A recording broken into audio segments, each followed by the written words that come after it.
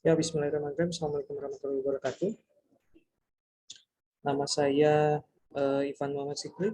Dalam kesempatan kali ini saya akan menjelaskan mengenai kontrak kuliah, kemudian mata kuliah pendahuluan, ya, seperti itu. Untuk mata kuliah fisika komputasi dengan dosen pengampu Ivan Muhammad Sikri, seperti itu. Saya matikan dulu.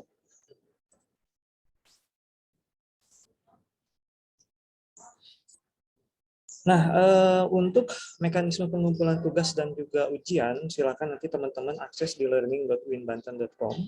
Di situ teman-teman bisa melakukan proses login dan juga teman-teman bisa melakukan proses register ya kalau masih belum punya akun di sana seperti itu. Jadi ini nanti jadi semacam website sentral untuk saya memeriksa ujian, kemudian tugas-tugas teman-teman di sini seperti itu.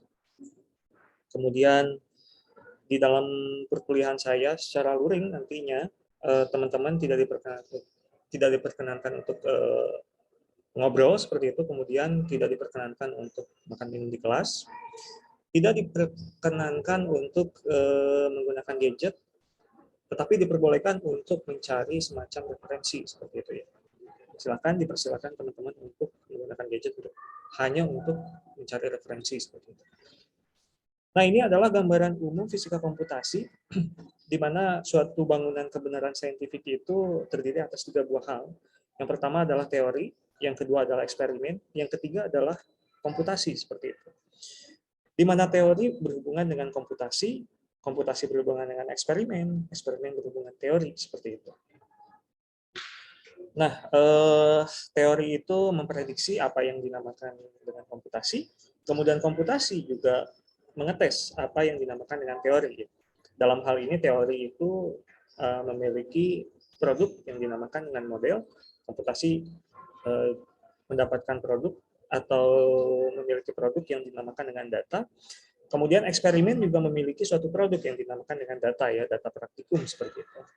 Teori memprediksi eksperimen, eksperimen mengetes teori yang dimiliki oleh suatu orang misalkan. Kemudian eksperimen juga mengetes komputasi, di mana komputasi juga memprediksi apa yang akan dilakukan oleh eksperimen seperti itu. Nah, kemudian ini adalah diagram fisika komputasi ya. Jadi komputasi itu terdiri atas 3 buah hal. Yang pertama adalah fisika, dalam hal ini produknya adalah aplikasinya seperti itu.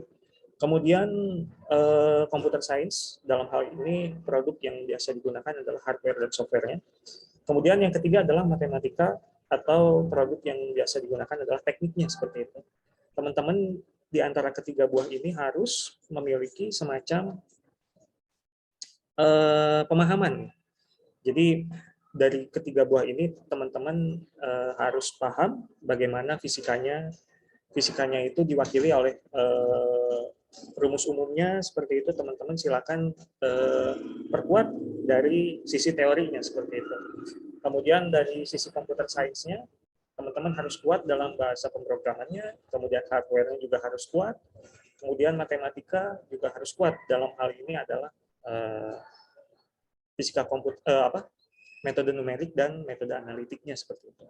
Teman-teman mungkin sudah belajar metode analitiknya di fisika matematika, sementara metode numeriknya akan kita pelajari dari kita saat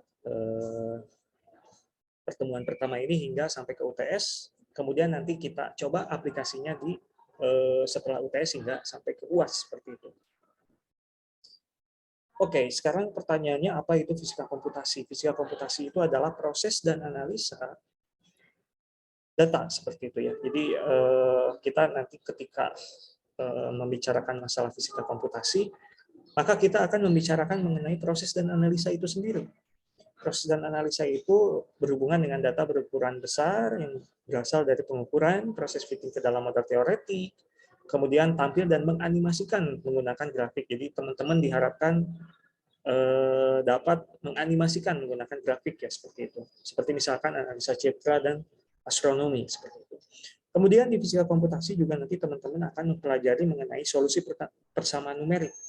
yaitu model-model persamaan yang tidak dapat diselesaikan dengan menggunakan solusi analitik ya, seperti misalkan dinamika fluida, di mana dinamika fluida itu kan dia berbentuk kompleks sehingga tidak akan mungkin diselesaikan secara analitik seperti itu. Harus menggunakan metode numerik seperti itu, teman-teman. Kemudian eksperimen menggunakan komputer yaitu melakukan simulasi fisika, melakukan observasi, dan mengambil kuantitas seperti di dalam eksperimen, mencari model tersimplifikasi dari sistem yang tidak memiliki solusi analitik yang diketahui. Contohnya adalah simulasi molekul dalam material, protein folding, kemudian dinamika planet. Teman-teman di sini nanti akan mempelajari mengenai dinamika planetnya ya. Sementara untuk simulasi molekul dalam material dan protein folding itu akan kita skip karena agak sulit untuk menyelesaikan simulasi molekul dalam material dan protein folding untuk hanya 8 pertemuan saja seperti itu. Biasanya untuk simulasi molekul dalam material itu diselesaikan dalam waktu 1 semester, 16 pertemuan. Protein folding juga biasanya ada mata kuliah tersendiri, itu di biologi kalau nggak salah, di bagian bioinformatika seperti itu. Nah, ini hanya gambaran umum hubungan antara nature, kemudian model dan teorinya seperti itu ya. Jadi nature itu dia akan ada produk yaitu measurement, jadi perhitungan-perhitungan yang ada di dalam alam ini. Kemudian model teori itu terdiri atas simulasi dan teori analitik seperti itu. Sehingga nanti di matriks ini kita bisa mengetahui apakah perbandingan antara result yang dihasilkan oleh measurement dan misalkan prediksi simulasi itu cocok, maka akan dihasilkan understanding of nature misalkan. Kemudian kalau misalkan tidak cocok, maka model salah seperti itu. Kemudian ketika misalkan simulasi dan analitik prediction itu dibandingkan dan menghasilkan kesamaan nilai, maka teori yang dihasilkan adalah benar seperti itu. Ketika misalkan tidak sesuai, maka akan dihasilkan teori yang salah atau kita bisa menyimpulkan bahwa teori yang kita sebut adalah salah seperti itu. Nah, ini adalah penjelasan umum mengenai bangunan pengetahuan ya seperti itu. Jadi ada teori, eksperimen, dan komputasi ya, di mana sebelum diketemukan komputer, bangunan pengetahuan itu terdiri atas 2 buah pilar saja, yaitu teori dan eksperimen. Sementara ketika sudah diperkenalkan apa yang dinamakan komputer, maka otomatis akan ada 1 pilar lagi yang dinamakan dengan komputasi seperti itu. Kemudian ini adalah contoh-contoh dari fisika komputasi ya.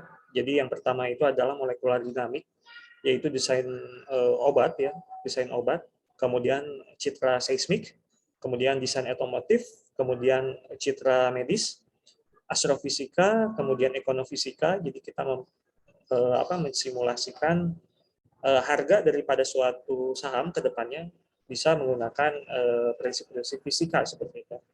Produk development tentu saja. Jadi kita misalkan kita ingin membuat suatu alat, maka rancangannya itu kita bisa menggunakan fisika komputasi seperti itu. Misalkan warna merah ini adalah radiasinya atau ya radiasinya misalkan. Nah, ini semakin lama semakin berkurang misalkan. Kemudian yang terakhir adalah forecasting cuaca ya. Jadi misalkan kita ingin tahu cuaca 3 hari ke depan itu gimana. Biasanya menggunakan ekstrapolasi. Nah, ini adalah RPS-nya. Jadi teman-teman di sini akan mempelajari mengenai fisika komputasi, di mana di sini itu erat sekali kaitannya dengan metode numerik ya. Dengan melakukan strategi pencarian solusi menggunakan berbagai macam metode numerik seperti itu. Jadi memang metode numerik ini menjadi salah satu tools dasar teman-teman dalam menyelesaikan persoalan fisika komputasi seperti itu. Selain satu lagi adalah pemahaman teman-teman mengenai bahasa pemrograman seperti itu. Kemudian untuk yang selanjutnya adalah mengenai materi-materi ya.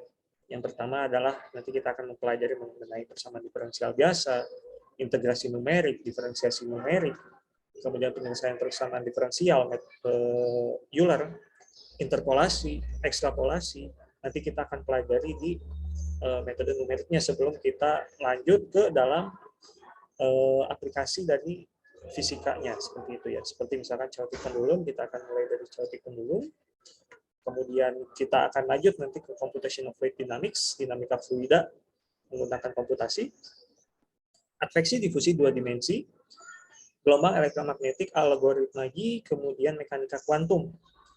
Tetapi menurut saya kita akan berhenti sampai ke adveksi difusi dua dimensi. Karena apa? Karena keterbatasan waktu yang kita punya selama 8 kali pertemuan. Belum lagi kita akan melakukan semacam tugas besar. Nah, ini untuk teknik penilaiannya sendiri. UTS-nya itu ada 35%, UAS-nya itu 35%, tugas mandiri dan tugas besar itu 30%.